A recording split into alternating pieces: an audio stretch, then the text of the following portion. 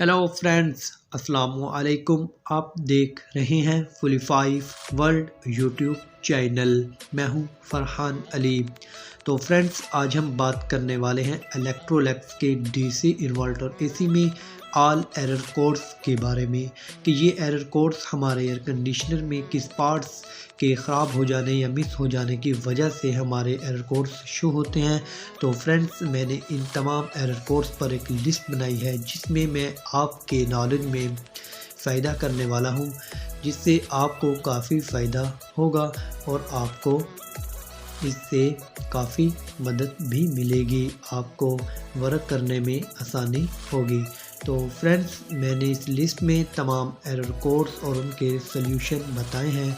तो friends, video को शुरू करने से पहले मेरी तमाम दोस्तों से दरख्वास्त है कि अगर आप मेरे चैनल पर न्यू हो तो मेरे चैनल को सब्सक्राइब कर लें, लाइक करें और मेरी वीडियो को शेयर करें। हाँ तो फ्रेंड्स, साथ में बेल आइकन की घंटी को भी प्रेस कर दें ताकि मेरी हर न्यू आने वाली वीडियो का नोटिफिकेशन आप तक बर वक्त पहुँच सके। हाँ तो फ्रेंड्स, हम अपनी वीडियो को आगे बढ़ाते हैं बिना टाइम वेस्ट किए। हाँ तो फ्रेंड्स, हमारे इलेक्ट्रोलैक्स के एयर कंडीशनर में जो एरर F1 हमारे इंडोर की डिस्प्ले पर शो होता है, फ्रेंड्स ये एरर कोड हमारे इंडोर में जो रूम टेम्परेचर सेंसर में अगर प्रॉब्लम आ जाए तो फ्रेंड्स ये इस कंडीशन में ही एरर शो करेगा। तो फ्रेंड्स, आप इस रूम टेम्परेचर सेंसर को अच्छे से चेक करें, इसकी वायर को देखें, इसकी वायर कट हो गई। अगर इसकी वायर कट हो जाए तो इस कंडीशन में भी एरर शो होगा। तो फ्रेंड्स, आप इसकी वायर को देखें या इसका जो पीसीबी किट में जैक लगा होता है वो लूज़ हो जाए, वो सही से एडजस्ट ना हुआ हो तो भी ये एरर शो होगा। फ्रेंड्स, आप सेंसर को रिप्लेस कर दें, इसकी जगह ब्लू सेंसर को लगा दें तो हमारा ये एरर कोड ख़त्म हो जाएगा और हमारा एयर कंडीशनर अच्छे से वर्क करने लगेगा। हाँ तो फ्रेंड्स, जो नेक्स्ट है वो है F2। तो फ्रेंड्स, F2 का एरर अगर हमारे इंडोर की डिस्प्ले पर शो होता है तो फ्रेंड्स ये एरर कोड उस वक्त शो होगा जब हमारे इंडोर में जो कॉइल टेम्परेचर सेंसर में अगर प्रॉब्लम आ जाए, तो फॉल्ट आ जाए, तो इस कंडीशन में भी ये एरर शो होगा F2। फ्रेंड्स, आप इस सेंसर को भी अच्छे से चेक करें, इसकी पीसीबी किट में जो जैक लगा हुआ है उसको भी देखें, इसकी वायर को चेक करें, अगर वो कट हो जाए तो भी एरर शो होगा। तो फ्रेंड्स, आप इन सभी चीज़ों को चेक करें, आप इस सेंसर को रिप्लेस कर दें, इसकी जगह आप न्यू सेंसर को लगा दें तो हमारा ये एरर कोड F2 भी ख़त्म हो जाएगा और हमारा एयर कंडीशनर अच्छे से वर्क करने लगेगा। हाँ तो फ्रेंड्स, आगे है H6। अगर हमारे इंडोर की डिस्प्ले पे H6 का एरर शो होता है तो फ्रेंड्स, हमारे इंडोर में जो DC fan motor fault problem आ जाए, उसमें हमारी जो इंडोर के जो ब्लोअर मोटर होती है वो हमारी ब्लोअर मोटर हीट होकर बंद हो जाए या वो स्लो हो जाए या उसकी वायर कट हो जाए या उसका पीसीबी किट में जो जैक लगा हुआ है वो लूज़ हो जाए, इस कंडीशन में कोई भी फॉल्ट आ जाए इस मोटर में तो फ्रेंड्स ये एरर शो होगा। तो फ्रेंड्स, आप इसकी सभी चीज़ों को अच्छे से चेक करें या आप इस फैन मोटर को रिप्लेस कर दें तो फ्रेंड्स, हमारा ये एरर कोड ख़त्म हो जाएगा और हमारा एयर कंडीशनर अच्छे से वर्क करने लगेगा। फ्रेंड्स, जो हमारा नेक्स्ट है वो है LP। तो फ्रेंड्स, ये है कम्युनिकेशन फॉल्ट बैटमैन। तो फ्रेंड्स, आप इसकी जो कम्युनिकेशन जो हम इसके कनेक्शन करते हैं जो हमारे इंडोर टू आउटडोर होते हैं, तो फ्रेंड्स अगर इनमें प्रॉब्लम आ जाए कि ये कनेक्शन हम गलत लगा दें तो न्यूट्रल फेस और जो इसमें कॉमन और इसमें जो अर्थ होता है, तो फ्रेंड्स अगर आप इनमें से किसी वायर को न्यूट्रल के कॉमन लगा दें या कॉमन जगह अर्थ को लगा दें तो हमारा ये एरर शो होगा। तो फ्रेंड्स, आप इसे अच्छे से चेक करें, जिस तरह हम इंडोर में इसको कनेक्शन देंगे इसी ही तरह हम इसके कनेक्शन आउटडोर में भी देंगे। जैसे हम इंडोर में करेंगे वैसे ही आउटडोर में अगर तब चेंज कर देंगे या आगे पीछे कनेक्शन करेंगे तो ये एरर शो होगा। तो फ्रेंड्स, आप इसे अच्छे से चेक करें और इन कनेक्शन को सही से लगाएं तो हमारा ये एरर ख़त्म हो जाएगा और हमारा एयर कंडीशनर अच्छे से वर्क करने लगेगा। तो फ्रेंड्स, जो हमारा नेक्स्ट एरर है वो है L3। तो फ्रेंड्स, L3 का एरर हमारे इंडोर में डिस्प्ले पर उस वक्त शो होगा जब हमारे आउटडोर में जो पीसी फैन मोटर होती है, अगर उसमें प्रॉब्लम आ जाए, वो सही से वर्क ना कर पाए तो इस कंडीशन में ये एरर शो होगा। तो फ्रेंड्स, आप इसकी पीसी फैन मोटर को अच्छे से चेक करें या आप उस मोटर को रिप्लेस कर दें तो हमारा ये एरर कोड ख़त्म हो जाएगा और हमारा एयर कंडीशनर अच्छे से वर्क करने लगेगा। तो फ्रेंड्स, नेक्स्ट है F3। तो फ्रेंड्स F3 एरर हमारे एयर कंडीशनर की डिस्प्ले पर उस वक्त शो होता है जब हमारे एयर कंडीशन यूनिट में जो आउटडोर यूनिट होता है उसमें जो सेंसर लगा होता है MBN टेम्परेचर सेंसर प्रॉब्लम। तो फ्रेंड्स ये सेंसर हमारे आउटडोर की बैक साइड पर जो सेंसर लगा होता है जो हमारे कंडेंसर के आउटडोर के कंडेंसर के ऊपर वाली साइड पर तो लगा होता है। फ्रेंड्स अगर जो हम उसमें फॉल्ट आ जाए उसकी वायर कट हो जाए वो सही से पूरा अपना वर्क ना कर पा रहा हो तो इस कंडीशन में ये एरर शो होगा। तो फ्रेंड्स आप इस सेंसर को अच्छे से चेक कर लें, इस सेंसर को तब्दील कर दें तो इससे हमारा ये एरर ख़त्म हो जाएगा और हमारा एयर कंडीशनर अच्छे से वर्क करने लगेगा। तो फ्रेंड्स जो हमारा नेक्स्ट एरर है वो है F4।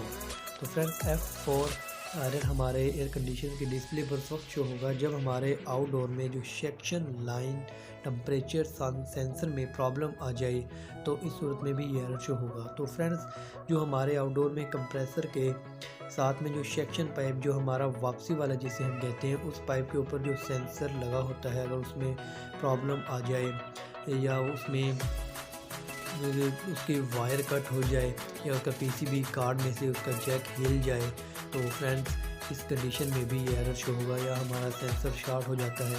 तो इन सभी सूरत में कोई भी सूरत हमारे सेंसर में होगी तो फ्रेंड्स ये एरर शो करेगा। तो आप इन सभी चीज़ों को चेक करें या आप इस सेंसर को रिप्लेस कर लें तो हमारा ये एरर कोड ख़त्म हो जाएगा और हमारा एयर कंडीशनर अच्छे से वर्क करने लगेगा। तो फ्रेंड्स जो नेक्स्ट है वो है F5। तो फ्रेंड्स ये F5 एरर उस वक्त शो होता है जब हमारे आउटडोर यूनिट में जो डिस्चार्ज लाइन वाला सेंसर लगा होता है अगर उसमें प्रॉब्लम आ जाए वो सही से वर्क ना कर पाए तो फ्रेंड्स ये एरर शो करेगा। डिस्चार्ज वाला जो हमारे प्रेशर वाला जो पाइप होता है जो हमारे आउटडोर से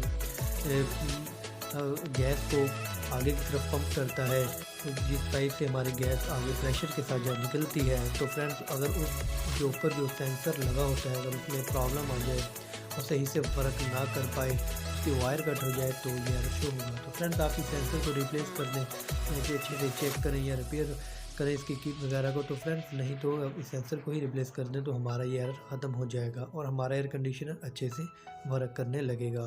तो फ्रेंड्स जो इसका नेक्स्ट एरर है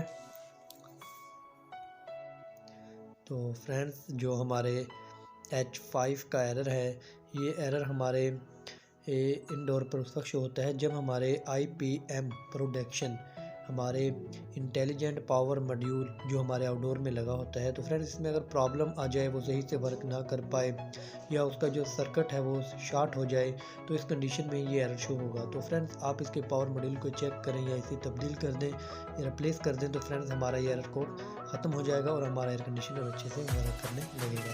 तो फ्रेंड्स जो नेक्स्ट एरर है वो है HC। तो फ्रेंड्स HC का एरर हमारे एयर कंडीशनर की इंडोर की डिस्प्ले पर वक्त शो होगा जब हमारे PFC protection power fault connection circuit तो फ्रेंड्स जो हमारे आउटडोर में जो पावर फैक्टर कनेक्शन लगा होता है उसमें प्रॉब्लम आ जाए तो फ्रेंड्स की कम्युनिकेशन बढ़ जाए तो फ्रेंड्स वो सही से वर्क नहीं कर पाता। तो फ्रेंड्स आप उन्हें अच्छे से चेक करें, आप उसके पावर फाल्टर कनेक्शन को सही से देखें तो फ्रेंड्स तो आप इन्हें सेट करें तो हमारा ये एरर कोड ख़त्म हो जाएगा और हमारा एयर कंडीशनर अच्छे से वर्क करने लगेगा। तो फ्रेंड्स जो नेक्स्ट एरर है वो है U7।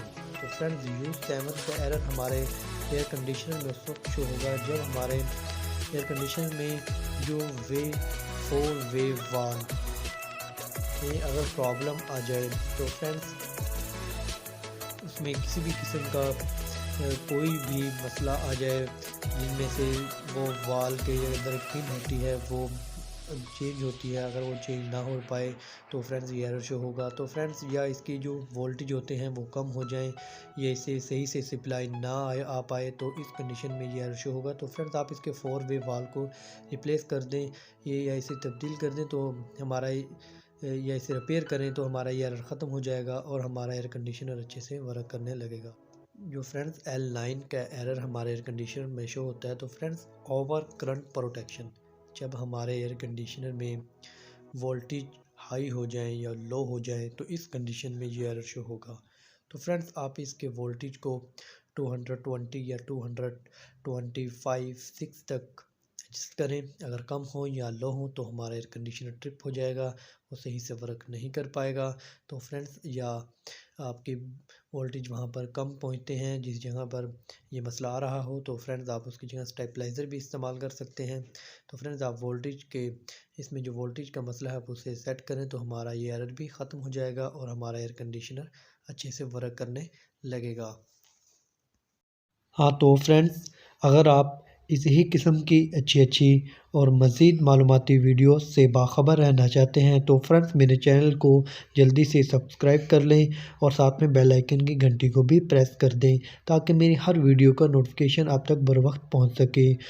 तो फ्रेंड्स, RECC के मुतल्लिक़ किसी भी किस्म की वर्क में आपको दिक्कत पेश आ रही हो तो फ्रेंड्स आप मुझे कमेंट्स बुक में बता दिया करें, मैं आपकी उस मुश्किल का हल ज़रूर बताऊंगा और उसके ऊपर मैं पूरी एक वीडियो बनाकर आप लोगों के लिए अपलोड कर दूंगा ताकि आप उससे पूरा फ़ायदा हासिल कर सकें। तो फ्रेंड्स, मिलते हैं एक नेक्स्ट वीडियो में नई मालूमात के साथ। खुदा हाफिज़।